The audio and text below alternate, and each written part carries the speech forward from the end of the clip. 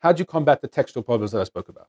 Because all those textual problems, we mentioned things like it's hard for them, you have problems of understanding, problems of text and language and everything. So the key is to split those two things in reading and understanding the words and in understanding the concepts and the shakli and the cheshbon, lamdas. The first thing to do is to go into the words and get them to understand the words first. Now, if you just do that with no introduction, it's not going to work because they don't know what's coming. They don't know what they're in for yet. Signpost what you're going to do. Tell them, here's what we're going to do. Here's what this sugya is going to be about. Here's what it is.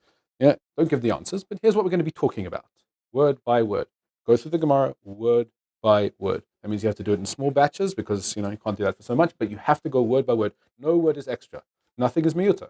If it says it here, it's because this word means this. He said to him. Who said to whom? When? Where? How? What happened? This is a kasha. This is a teretz. What's going on? You have to every single step. That means with grammar too.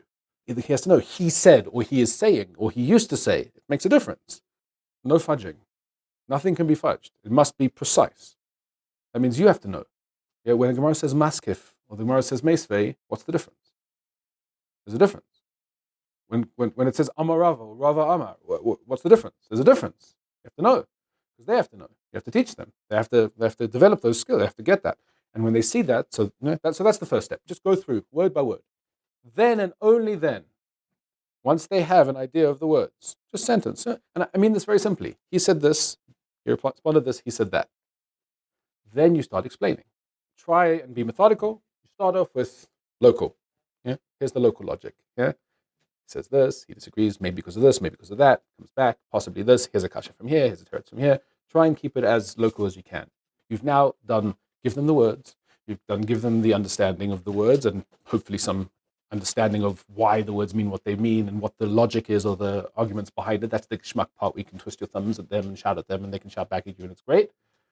And then you say, now let's go back into the words and see if you can read it back at me and understand how it's in the words. I've learned to learn sugyas much better from doing that for myself because sometimes you go back and like, well, it's stuck not there. I understand how I said that. Or you know what, it's meduyak, it's exactly there. We all know, I hope all of us know to do this. We're supposed to do this, but never skip it for them. And you can show them the connection between the geschmack, the lumdus and the cheshbon and the back and the forth, how beautiful and how intricate it is, and then show them that they read it themselves and they can do it and they can make that connection. That gives a tremendous feeling of satisfaction to the right person. Then we have the other difficulties, which are basically external difficulties, which were the ones like concentration span and lack of motivation and stuff like that. So there, that can't be done in one fell swoop. That has to be done as you're going along. So there are all sorts of tricks and tips. I'm going to run through a few of them now just to try and give you an idea of the kind of things that you'll do in order to retain people's attention. So you have to make something relatable. When I was teaching the first parak of Baba Basra to some guys in Boston, so it was around the time this guy Donald Trump. You heard of him, Donald Trump? It was about the time that he was just been elected to the presidency of some country in the northern hemisphere. He was talking about building a wall. So of course, what did I do? Every time we were talking about building a wall, so it was who's going to pay for the wall? The Mexicans, and so that was how we learned Hashutfin, right? And so it was a bit funny, but it got people involved. So you have to come with shtick like that, where you can then talk about the lumdus or the but in a way that like it's not threatening for them. Nafkaminas, come up with nafkaminas that are practical. To say, okay, we're talking here about a wall, or we're talking here about an ox that galled someone else's ox, but now how does that relate to a car? What would you say about someone else's car? How's that different? Is it the same? What about my dog? Is the dog different? What if I have a pet snake or a pet toad or a pet lion?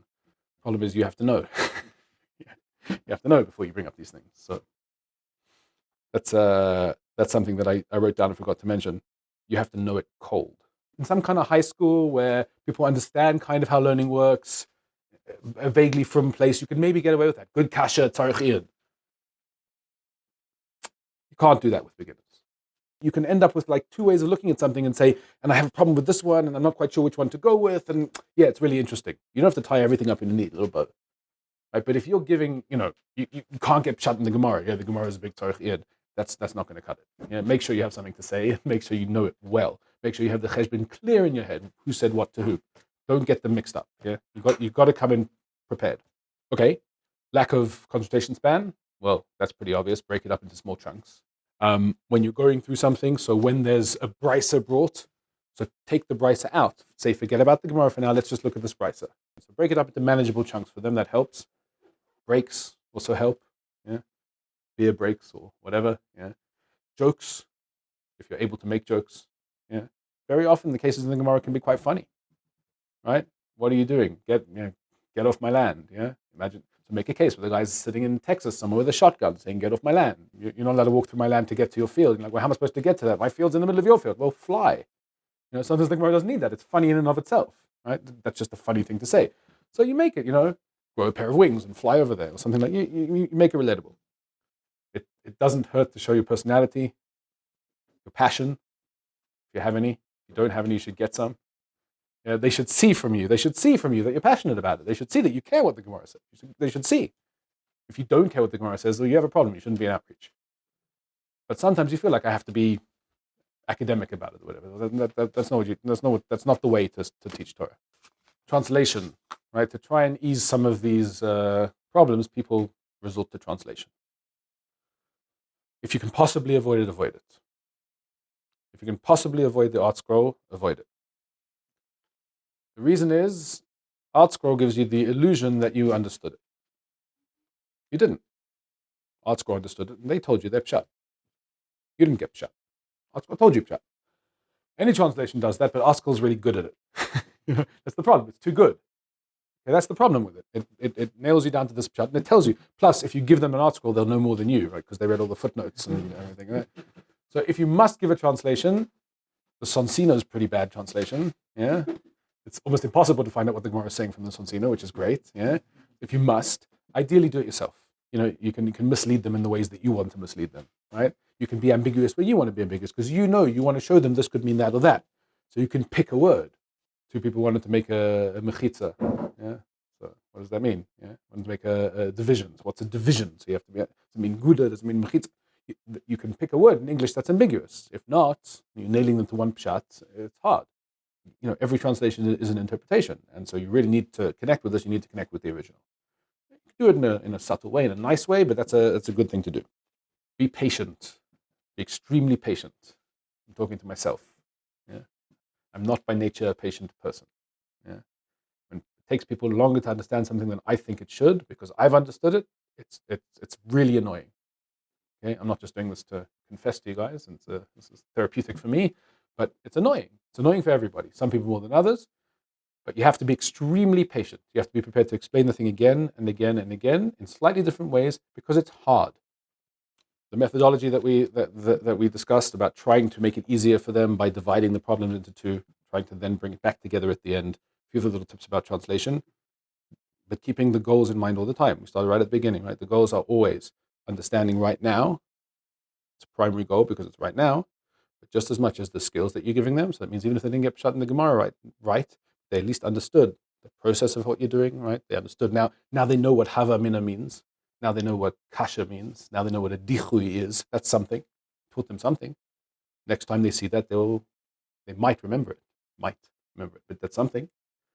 And then thirdly,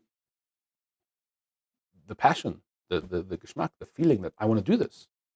The ability to understand there's so much more beyond what I'm being shown. I'm being shown just a glimpse of how deep this can get. You have to balance that with coming off as like arrogant or name dropping or whatever it is. But you have to show them that there's so much more depth out there. Here's a question you asked. Here's an answer. But here's a question you didn't think of. Here's another question you didn't think of. Here's another thing. Yeah, in a geschmack way, so you can show them that. That comes. That's the last step. But it's maybe that's the most important thing that you're doing. Right? Maybe once they're in yeshiva, that might not be true. But I'm talking about now a more of a kiruv type environment, or the first time Gemara, that you're imbuing them with a love and a fascination for what the Gemara could offer them. So that's it. That's the introduction to the methodology, and bearing in mind where you're trying to minimize the problems of the lack of concentration and everything like that, but using the swap, S, signpost, W, word by word, A, analyze, P, plug back in, using that, just to remind yourself of how to do it. And with that, you should be zoche to have many Talmidim that love learning Gemara, make you proud, and you should be mechanech the next Gedolei Yisrael.